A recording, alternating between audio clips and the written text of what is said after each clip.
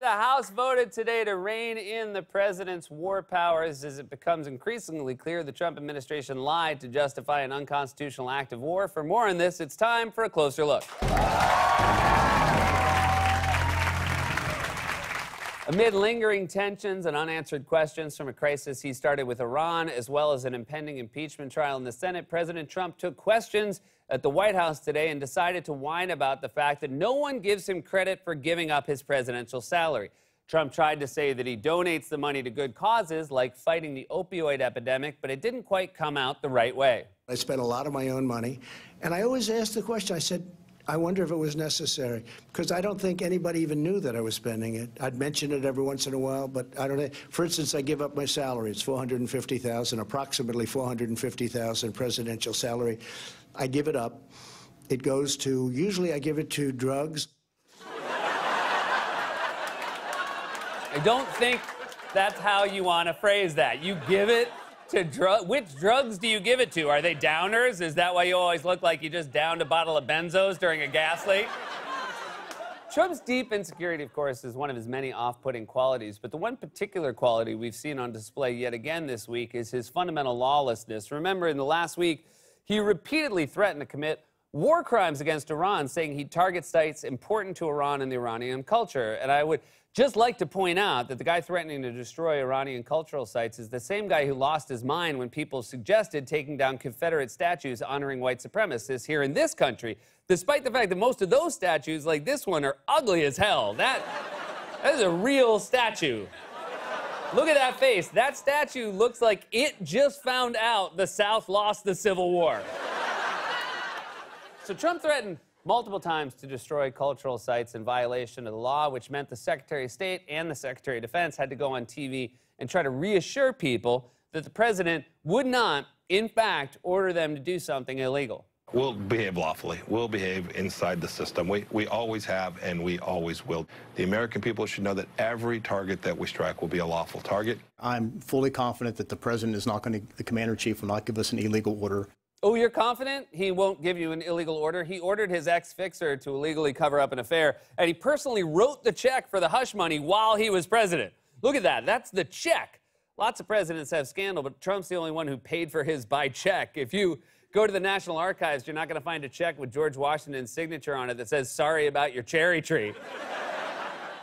Trump is literally named in the Michael Cohen indictment as Individual 1, and he was impeached for trying to extort a foreign country to cheat in the 2020 election. The guy gives illegal orders all the time. When he's traveling by himself, he probably tells his driver to get in the carpool lane. But, sir, we're on Air Force One. I don't care. I want to take the LIE to a Hooters in Ronkonkoma. And then during a meeting in the Oval Office on Tuesday, Trump tried to walk back his deranged threat to commit war crimes, but he did it very reluctantly. We are, according to various laws, supposed to be very careful with their cultural heritage. And you know what? If that's what the law is, I like to obey the law. No, you don't. And there's really nothing more suspicious you can say than, "I like to obey the law."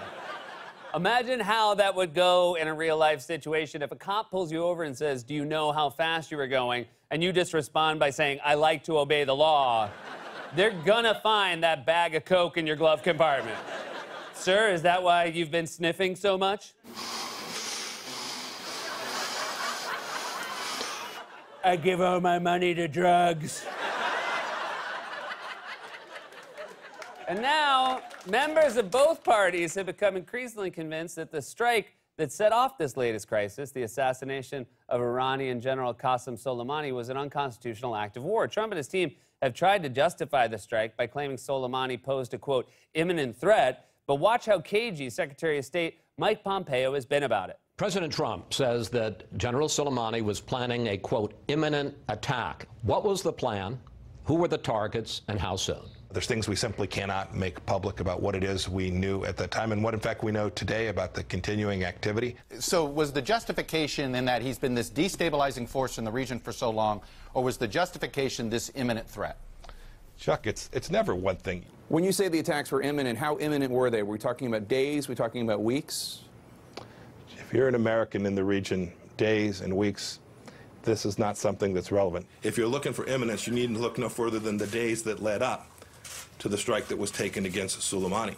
That's not what imminent means. It means ready to take place, happening soon. You don't get to just reinvent words. If you're going to do that, then you have to change the word itself. For example, if you wanted to change the definition of the word tolerated, then you'd have to change the word itself to something like Tolerated.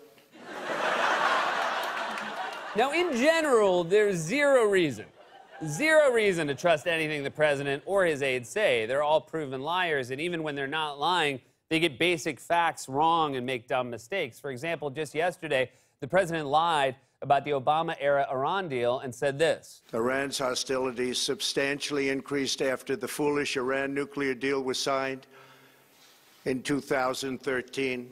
There are many things wrong with that statement, including the fact that the final deal was signed in 2015. Dude, just Google it or ask Siri, although given how low Trump's numbers are with women, he probably wouldn't have much luck there either. Siri, when was the Iran nuclear deal signed? Look it up yourself. I can't tolerate you anymore.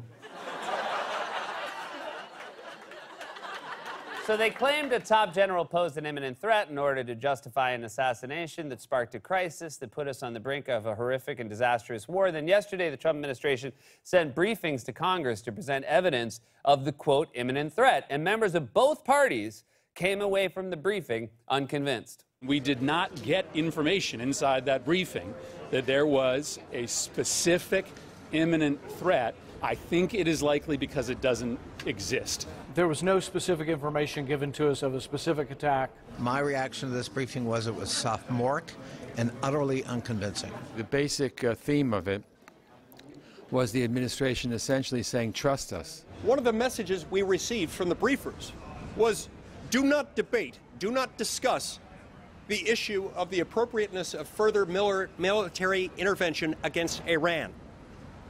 And that if you do, you'll be emboldening Iran. Now, I find this insulting and demeaning. It's un-American, it's unconstitutional, and it's wrong. I find that absolutely insane. I love when a politician figures out this late in the game that the Trump administration is insane. It's like someone watching Mrs. Doubtfire and turning to you after an hour and saying, I think the British lady might be Robin Williams. So, you just saw a large group of senators and House members of both parties complain this was a horrible military briefing. In fact, that last senator, Mike Lee, a staunch Trump ally, called it the worst briefing I've seen, at least on a military issue, in the 9 years I've served in the United States Senate. And yet, in response to the criticism from Lee, Trump insisted today that unnamed senators were calling him and telling him the briefing was actually amazing. Mr. President, I'm sure you saw Mike Lee's comments. Did your national security team really say that it would be wrong for Congress to debate military action on Iran? So here's what happened on that. I had calls from numerous senators and numerous congressmen and women saying it was the greatest presentation they've ever had. Oh, numerous senators said that. Which ones? You would know them. They go to a different school in Canada. The people cheering on a war with Iran are the same warmongers who lied us into a catastrophic and immoral war in Iraq 17 years ago, and they're using the same tactics all over again, lying about imminent threats, trampling the Constitution and international law, and of course trying to frame anyone who opposes war with Iran as siding with the enemy over Americans, like former Trump official Nikki Haley, who said this on Tuesday. The only ones that are mourning the loss of Soleimani are our Democrat leadership and our Democrat presidential candidates. Man, you really have to be a husk of a person to go work for Donald Trump. I mean, the only people who take jobs with Trump are his gang of mafia-themed Mr. Potato Head dolls. But the Haleys of the world are especially infuriating because they put on an act and pretend to have some dignity, whereas with Trump, you know what you're getting. I mean, he's shameless and he's open about it. He's the kind of guy who would sell you a fake watch in Times Square and brag to you that it's fake. It's not a Cartier, it's a Fartier. Look, it's just as good. Plus, it has an alarm.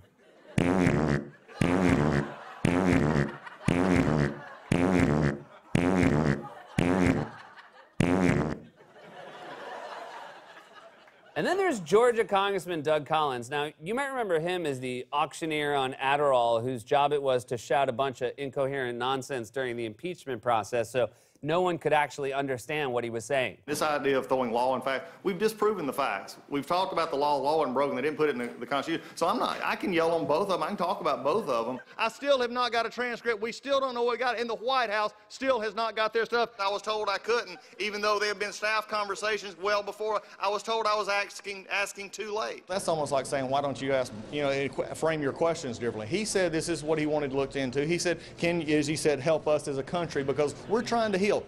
My God, man, take a Xanax. You sound like you did a speedball in the bathroom at Studio 54. Well, last night, Collins took a break from rambling incoherently to level a truly disgusting accusation at Democrats who opposed Trump's march to war with Iran. I did not think she could become more hypocritical than she was during impeachment. But guess what? Surprise, surprise. Nancy Pelosi does it again, and her Democrats fall right in line. One, they're in love with terrorists. We see that. They mourn Soleimani more than they mourn our Gold Star families who are the ones who suffered under Soleimani. Unlike Doug Collins, I'm going to say this very slowly so everyone can understand it. Off! I mean, you're accusing Democrats of siding with terrorists over Gold Star families. There's only one famous reality show dip turned president who said he and Kim Jong-un, quote, fell in love, and who was repeatedly attacked or fought with Gold Star families like the Khans. Think about how pathetic that is. Trump attacked the parents of a fallen soldier, and that's the guy you support, Doug Collins. You swamp-diving, Boomhauer-looking crawdaddy. It is becoming increasingly clear that a lawless president violated the Constitution to order the assassination of a foreign official and then lied about it. And the only people cheering him on are the reckless warmongers who've lied us into war before. But now, members of both parties want to rein Trump in. The only way you can believe anything this president says is if you're on drugs. This has been A Closer Look.